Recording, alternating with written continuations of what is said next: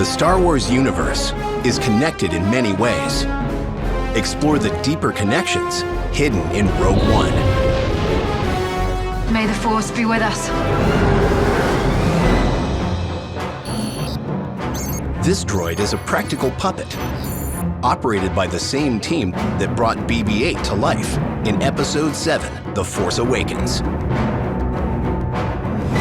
The turbo tank, designed by Joe Johnston, is one of the rare Star Wars vehicles with wheels. It was first used by the Clone Army in Episode 3, Revenge of the Sith.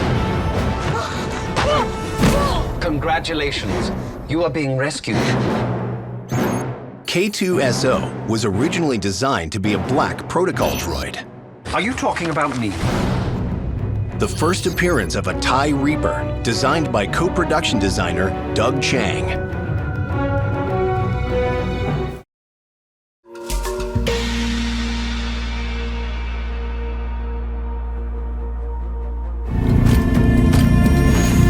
For the beginning of the film, we wanted everyone to be genuinely scared.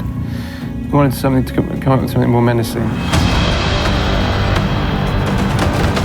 Garrett saw some paintings of Ralph McCord where he stylized the stormtroopers and made them very tall and very elegant. And we thought, okay, well, this could become our SEAL Team 6 version of the stormtroopers. I love those challenges where you're trying to create something new, but then it has to fit within the universe of Star Wars. So we just took a stormtrooper, thinned it up, painted it black to see if it would work. And it was actually really cool.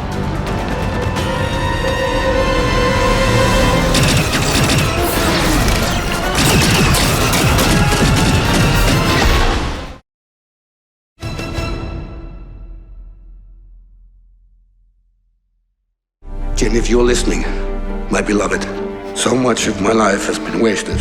He plays a very important part in her arc.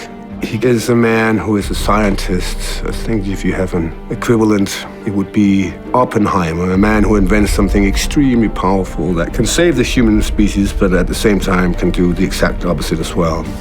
It's a heartbreaking idea of the father saying, I've been forced to do this terrible thing, and I can't do anything else, but now it falls to you, my only daughter, my only child, to put this right. It must be destroyed. I know. We will.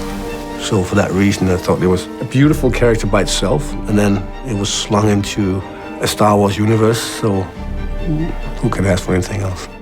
All right, so just pick up that lovely grate, sir. I don't know if you want to move over that way a little bit, so your head's away from the grate, sir.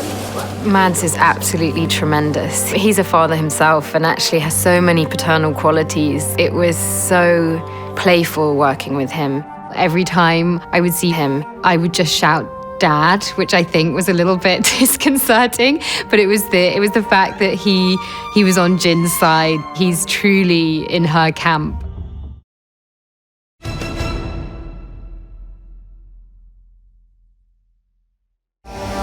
Director Krennic.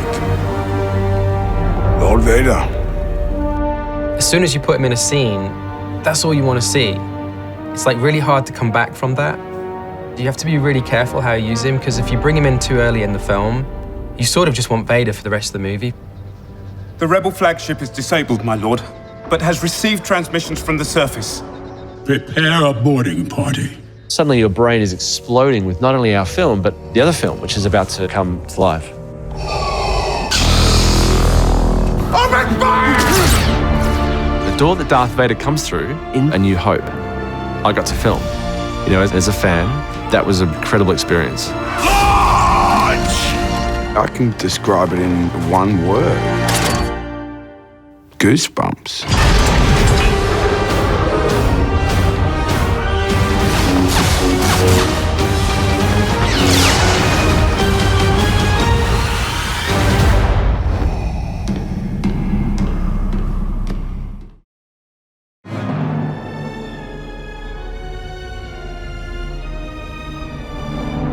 I loved Riz Ahmed in Nightcrawler, and as we were looking for a character for Bodhi Rook, I made sure to throw his name in the hat. He did a few auditions for us. He kept cranking out different versions of Bodhi. The security checkpoint is still manned. You said the alarm would clear them out. Well, it should have. They shouldn't.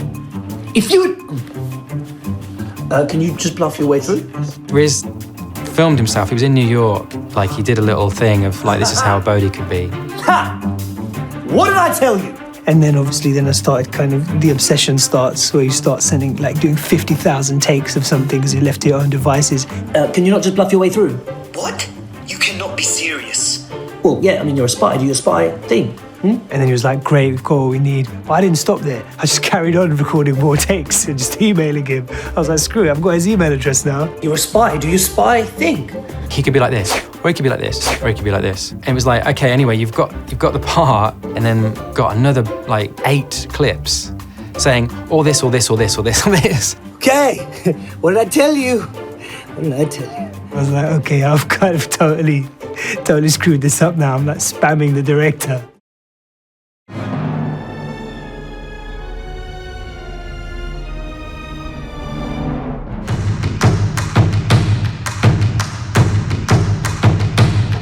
Saw Gerrera was a character that was in Clone Wars. Saw is a long-standing Star Wars character who's inhabited the periphery of Star Wars storytelling for a while. He was an idea that came from George.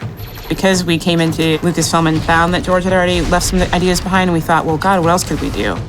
It was Kiri's idea, actually, that it be Saw Gerrera, and that would further legitimize the story inside the stories that had already been told. Saw Gerrera came to the rebellion early. He was an activist. He's frustrated. The Republic is in disarray and chaos. The Rebel Alliance hasn't really come together in the way that he thought it would. We see him as a broken person, and you realize this is what a lifetime of fighting the Empire could turn you into.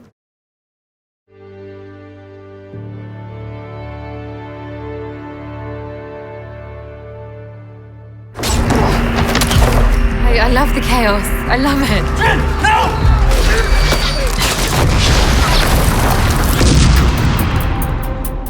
No! So the fitness, nothing compared to doing Rogue One.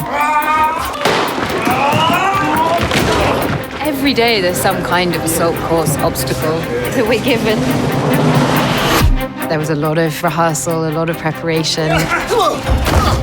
We're trying to create a situation where being thrown off balance can produce something spontaneous, to make that feel as real as possible, to make it feel like, you know, that your heart's beating and you're actually in this situation. It's quite late in the day. There's been a lot of running around. Just gonna do some stretches. Action.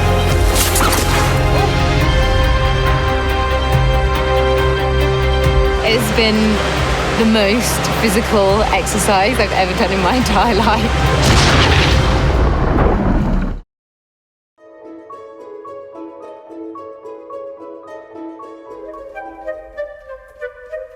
One of the biggest physical differences between Alan and K2 is that K2 is about a foot, 14 inches taller than Alan. So you want the eye line to be in the right place. So most of the time, Alan is wearing these really wonderfully made stilts. And that puts his knees at the right place, puts his shoulder at the right place, puts his head in the right place. And it always worked better and it transferred better if there was more of a personality in his movement. K2 walks down a hallway and is passed by another K2 model that's in the Empire and hasn't been freed by a reprogram like K2 was.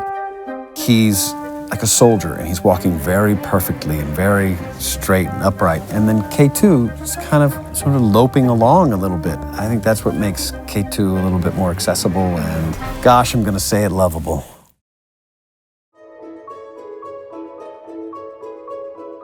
There are times when what Alan needs to do are just a little too awkward or dangerous to do with the stilts. So in order to have his eye line at the right place, there's a backpack that's been rigged with a couple little poles and a cutout photo of K2's head. If there's ever a time where I have to put that thing on, oh God, no. Here it comes. It's so awful. And then this telescoping head that comes out of the top, and it's just a piece of poster board with a really rudimentary K2 face. I mean, this has come from ILM. Diego said, Alan, it's amazing how little respect you have on this set right now. Because there's no way to respect this, you know? It's like if we were Just witnessing the first science fiction film done in elementary school. Exactly. Hi, I'm Valerie. Okay, sci-fi fans, I've got some Star Wars trivia for you. Did you know that when Star Wars was originally released, less than 40 theaters agreed to book showings of the movie after its release date was moved up to before Memorial Day? Around the same time, 20th Century Fox was going to release an eagerly anticipated adaptation of a best-selling book called The Other Side of Midnight, which theaters were eager to show. Fox then stipulated that any theater showing The Other Side of Midnight must also show Star Wars. Needless to say, Star Wars eventually became the highest grossing movie ever made up to that time, while The Other Side of Midnight didn't even break the $25 million mark. Can you believe it? That's all for today. Subscribe and ring the notification bell to always receive the latest trailers the moment they are online. See you next time.